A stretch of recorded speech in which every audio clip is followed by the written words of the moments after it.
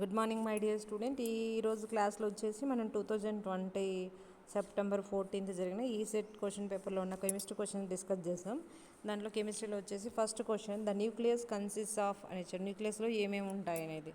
So మీకు తెలుసు మన అటామిక్ స్ట్రక్చర్లో సెంట్రల్లో న్యూక్లియస్ ఉంటాయి. న్యూక్లియస్ చుట్టూ ఎలక్ట్రాన్స్ రివాల్వ్ అవుతాయి. కాబట్టి న్యూక్లియస్లో ఏముంటాయంటే ప్రోటాన్స్ ప్లస్ న్యూట్రాన్స్ ఉంటాయి. న్యూక్లియస్ బయట వచ్చేసి ఎలక్ట్రాన్స్ ఉంటాయి అన్నమాట. సో ఇక్కడ ప్రోటాన్స్ న్యూట్రాన్స్ అనేది correct answer. Proton deuterium, proton photon ఇవన్నీ రాంగ్ ఆన్సర్. కరెక్ట్ ఆన్సర్ ఇది సెకండ్ వన్.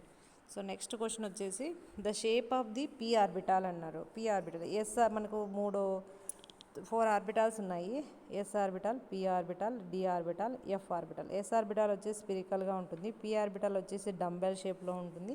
దాంట్లో మళ్ళీ పిఎక్స్, పీవై, పీజెడ్ అనే 3 రకాలు ఉన్నాయి. ఎక్స్ యాక్సిస్ మీద ఉంటే పిఎక్స్, వై యాక్సిస్ మీద ఉంటే పీజెడ్, జెడ్ యాక్సిస్ మీద ఉంటే పీజెడ్ అంటాం. ఓకే, నెక్స్ట్ డి ఆర్బిటాల్ వచ్చేసి double dumbbell. So double dumbbell అంటే 2 డంబెల్ షేపులు ఉంటాయి అన్నమాట. ఇది ఇట్లా రావాలా. సో ఇది double dumbbell shape. So double dumbbell shape అనమాట. సో నెక్స్ట్ ఎఫ్ ఆర్బిటాల్స్ వచ్చేసి ఇట్స్ ఫోల్డెడ్ అనమాట. ఇట్లా ఫోల్డెడ్ అయ్యి వచ్చి ఉంటుంది. దీన్ని ఫోల్డెడ్ షేప్ అంటారు అనమాట. సో మనకు పీ ఆర్బిటాల్ వచ్చేసి షేపు డబుల్ డంబెల్. స్పిరికల్ అయితే ఎస్ ఆర్బిటాల్ ఇచ్చినప్పుడు స్పిరికల్ రాయాలి. డి ఆర్బిటాల్ అయితే డబుల్ డంబెల్ షేప్ రావాలన్నమాట. So that is the answers. So next question వచ్చేసి the maximum number of electrons that f orbital can accommodate is. So ఇది ఈ question last వీడియోస్లో కూడా ఎక్స్ప్లెయిన్ చేశాను. ఎఫ్ ఆర్బిటాల్ వచ్చేసి ఎన్ని సబ్ ఆర్బిటాల్స్ ఉంటాయి? 7 సబ్ ఆర్బిటాల్స్ ఉంటాయి. 1 2 3 4 5 6 7 1 2 3 4 5 6 7 సబ్ ఆర్బిటాల్ ఉంటాయి. ఒక్కొక్క దాంట్లో 2 ఉంటాయి అన్నమాట. ఒకటి అప్వర్డ్, ఒకటి డౌన్వర్డ్.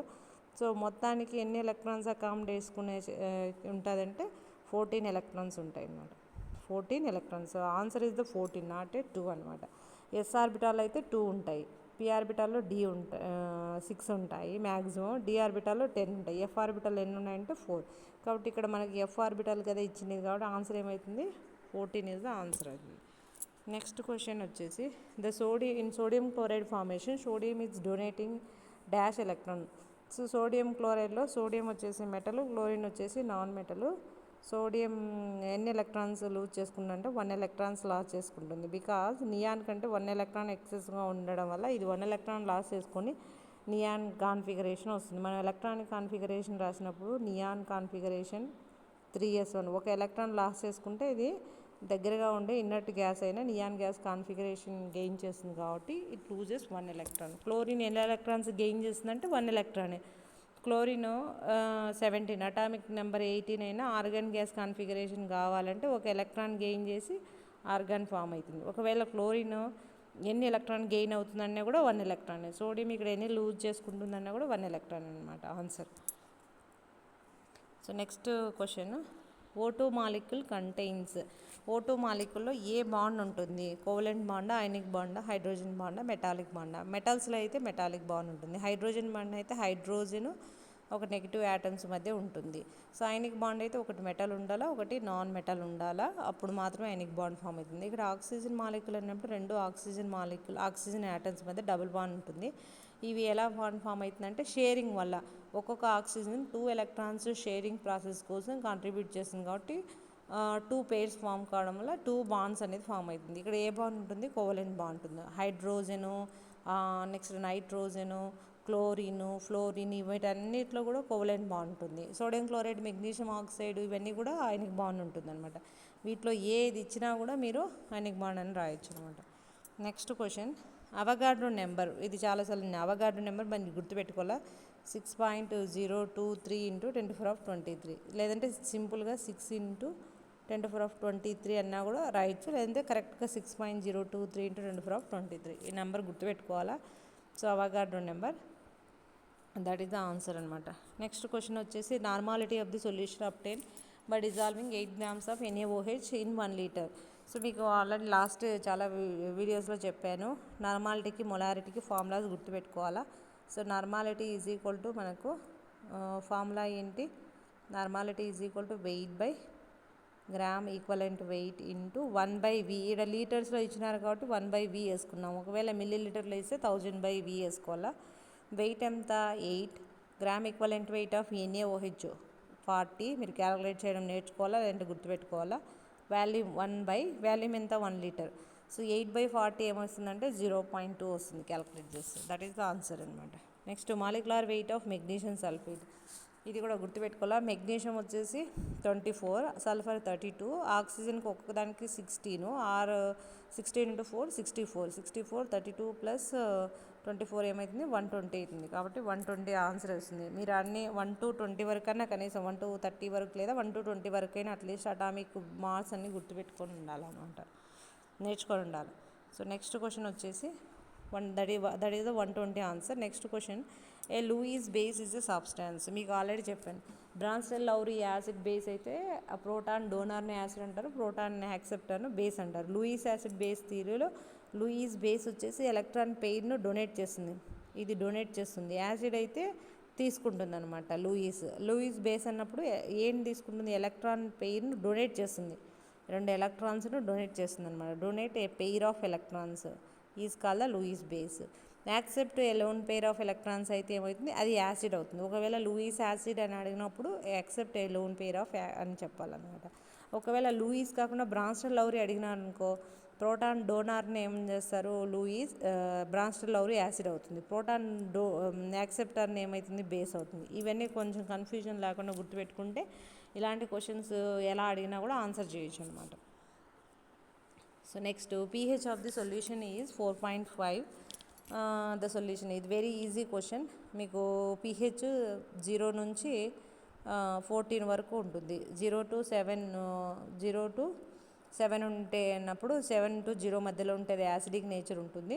7 to 14 ఉంటే బేసిక్ నేచర్ ఉంటుంది. కరెక్ట్గా 7 ఉంటే అది న్యూట్రల్ నేచర్ ఉంటుంది. ఇప్పుడు 4.5 అన్నప్పుడు అది ఏ నేచర్ ఉంటుంది, యాసిడిక్ నేచర్ ఉంటుంది. ఒకవేళ 7 పైన అడిగినారనుకో అప్పుడు బేసిక్ నేచర్ అవుతుంది అనమాట. 7 మధ్య అడిగినప్పుడు అది న్యూట్రల్ అవుతుంది. ఓకే. సో నెక్స్ట్ వచ్చేసి 1 Faraday is equal to 1 Faraday అంటే మనం మామూలుగా 96,500 కూలూమ్స్ అని రాస్తాం అనమాట. 96,500 కూలూమ్స్ అని రాస్తాం. ఇది 1 ఫారడే అనమాట. ఈ 1 ఫారడే ఎలా వచ్చిందంటే 1 మోల్ ఆఫ్ ఎలక్ట్రాన్స్ యొక్క ఛార్జ్ను 1 ఫారడే అంటారు. మామూలుగా ఒక ఎలక్ట్రాన్ ఛార్జ్ వచ్చేసి 1.602 ఇంటూ 10⁻19 కూలిమ్స్ ఇంటూ అవగాడ్రో నెంబర్ ఇందాక చెప్పాను 6.023 ఇంటూ 10⁻23. ఇవన్నీ మల్టిప్లై చేస్తే మనకు 96,380 సంథింగ్ అలా వస్తుంది అనమాట. 400 అలా వస్తుంది, 485, 96,400 సంథింగ్ వస్తుంది అనమాట. ఇక్కడ మనకి ఇచ్చిన ఆన్సర్లో ఇక్కడ 98,000 ఉంది కాబట్టి ఇది ఆన్సర్ కాదు. ఇక్కడ అన్నీ 96 ఉన్నాయి. 96,500 దాటింది, 500 పైన ఉంటుంది. ఇంకా 465 485 అంటే కరెక్ట్గా 485 ఉంటుంది. మీరు ఇవన్నీ కరెక్ట్గా క్యాలిక్యులేట్ చేస్తే వస్తుంది అనమాట. అంటే 500కు దగ్గరగా ఉంటుంది. 96,485 కూలూమ్స్ లేదా 96,500 coulombs is equal to 1 faraday అవుతుంది అనమాట. నెక్స్ట్ క్వశ్చన్ వచ్చేసి, common electrolyte used in the salt bridge. Salt బ్రిడ్జ్లో ఏది కామన్గా యూజ్ చేస్తారు? సాల్ట్ బ్రిడ్జ్లో మామూలుగా మనం పొటాషియం క్లోరైడ్ లేదా పొటాషియం నైట్రేట్, అమ్మోనియం నైట్రేట్ను యూజ్ చేస్తాం అనమాట. ఈ మూడిట్లో ఏది ఇచ్చినా ఆన్సర్ అవుతుంది. కామన్గా యూజ్ చేసేది పొటాషియం క్లోరైడ్. దీని బదులు పొటాషియం నైట్రేట్, అమ్మోనియం నైట్రేట్ కూడా యూజ్ చేయొచ్చు. ఇది బేస్, ఇది యూజ్ చేయరు. ఈ సాల్ట్ యూజ్ చేయరు, పొటాషియం హైడ్రాక్సైడ్ యూజ్ చేయరు. ఈ మూడిట్లో ఈ పొటాషియం క్లోరైడ్ బదులు పొటాషియం నైట్రేట్, అమ్మోనియం నైట్రేట్ ఉన్న ఆన్సర్ మీరు అది పెట్టచ్చు అనమాట. So this is the answer. Okay. Next, SI units of electrical conductivity. Electrical conductivity యొక్క SI unit siemens per metre అనమాట. So this is equivalent to ohm inverse metre యూనివర్స్కు equal అనమాట నార్మల్గా చెప్తుంటే. లేదంటే సిమెన్స్ పర్ మీటర్, సింపుల్గా siemens per metre అని రాస్తాను. లేదంటే ఓమ్ యూనివర్స్ మీటర్ యూనివర్స్ అంటే this is equal to this one అనమాట. సో ఇది కానీ ఇచ్చినప్పుడు మీరు ఏదో ఒకటి రాయాలి, సిమెన్స్ పర్ మీటర్ కానీ ohm inverse per metre inverse కానీ. సో నెక్స్ట్ క్వశ్చన్, ఈ క్వశ్చన్ చాలాసార్లు వచ్చింది ఎలక్ట్రోలైటిక్ సెల్స్ గురించి, EMF గురించి. సో మనకు సెల్ ఇక్కడ బాగా అబ్జర్వ్ చేయాలా. సో ఇక్కడ ఏమి ఇచ్చినాడు, సెల్ నోటేషన్ ఇచ్చినాడు, Zn+, ఇక్కడ సెమీకోలన్ ఇచ్చినారు, Cu+Cu అని ఇచ్చినాడు. ఇక్కడ ఇచ్చి పక్కన రిడక్షన్ పొటెన్షియల్ ఇచ్చినాడు. అది రిడక్షన్లో ఉందా ఆక్సిడేషన్ పొటెన్షియల్లో ఉందా అనేది ఫస్ట్ అబ్జర్వ్ చేయాలి. ఫస్ట్ అయనిక్ ఫామ్ ఉండి మళ్ళీ మెటల్ ఉంటే అది రిడక్షన్ పొటెన్షియల్. అలా కాకుండా ఫస్ట్ మెటల్ ఉండి తర్వాత అయనిక్ ఫామ్ ఉంటే అది ఆక్సిడేషన్ పొటెన్షియల్ అవుతుంది. అంటే Zn ప్లస్ Znగా రెడ్యూస్ అయిందని అర్థం. సో ఎప్పుడు కూడా మనం ఈఎంఎఫ్ క్యాలిక్యులేట్ చేయాలంటే అది ఏ ఫామ్లో ఉండాలి, రిడక్షన్ పొటెన్షియల్లోనే ఉండాలి. ఈఎంఎఫ్ ఈజ్ ఈక్వల్ టు ఈ రైట్ మైనస్ ఈ లెఫ్ట్, అంటే potential right side minus potential left side. మన ఈ దీంట్లో చూసినప్పుడు ఇది సాల్ట్ బ్రిడ్జ్ అనమాట. సాల్ట్ బ్రిడ్జ్ను మనం డబుల్ లైన్గా కానీ సెమీ కోలన్గా కానీ చూసుకోవచ్చు అనమాట. సో ఇక్కడ దీన్ని చూసినప్పుడు లెఫ్ట్ సైడ్ ఏముంది, రైట్ సైడ్ ఏముంది, కాఫర్ ఉంది. రైట్ సైడ్ ఏముంది, కాఫర్ ఉంది. లెఫ్ట్ సైడ్ ఏముంది, జింక్ ఉంది. ఇది లెఫ్ట్ సైడ్ ఉంది. కాబట్టి రైట్ సైడ్ పొటెన్షియల్ ఏమవుతుంది, కాఫర్ యొక్క పొటెన్షియల్ అవుతుంది. కాఫర్ ఎంత ఇచ్చినారు, 0.34 మైనస్ లెఫ్ట్ సైడ్ పొటెన్షియల్ ఏముంది, జింక్ ఉంది. జింక్ పొటెన్షియల్ ఎంత ఇచ్చినారు, 0.86 మైనస్ 0.86 ఈ రైట్ మైనస్ ఈ లెఫ్ట్ అన్నాము. Right side potential 0.34. ఇక్కడ కూడా కాఫర్ రిడక్షన్ పొటెన్షియల్ ఇచ్చినారు 0.34. Next minus 0.86. ఇక్కడ మైనస్ 0.86 నుంచి మైనస్ 0.34లో తీసేస్తే 4లో తీసేస్తే 0.52 మైనస్ 0.52 అవుతుంది. ఆన్సర్ వచ్చేసి మైనస్ 0.52 అవుతుంది. ఇక్కడ మనకు ఒకవేళ ఆక్సిడేషన్ ఇది రెండు రిడక్షన్ పొటెన్షియల్లో ఉన్నది, ఆక్సిడేషన్ పొటెన్షియల్ ఇచ్చింటే ప్లస్ అయింది. కాబట్టి మైనస్ 0.86లో నుంచి 0.34 తీసేస్తే మనకు 0.52 అవుతుంది. ఆన్సర్ ఇదే అవుతుంది అనమాట. ఓకే, మైనస్ ఉండాలి, యాక్చువల్గా మైనస్ ఉండాలి ఇక్కడ వాల్యూ, ఈ రైట్ మైనస్ ఈ లెఫ్ట్. సో ఈ ఫార్ములా గుర్తుపెట్టుకోండి, ఈఎంఎఫ్ ఈజ్ ఈక్వల్ టు ఈ రైట్ మైనస్ ఈ లెఫ్ట్. ఇక్కడ రైట్ సైడ్ ఏముంది, లెఫ్ట్ సైడ్ ఏముంది, ఇవి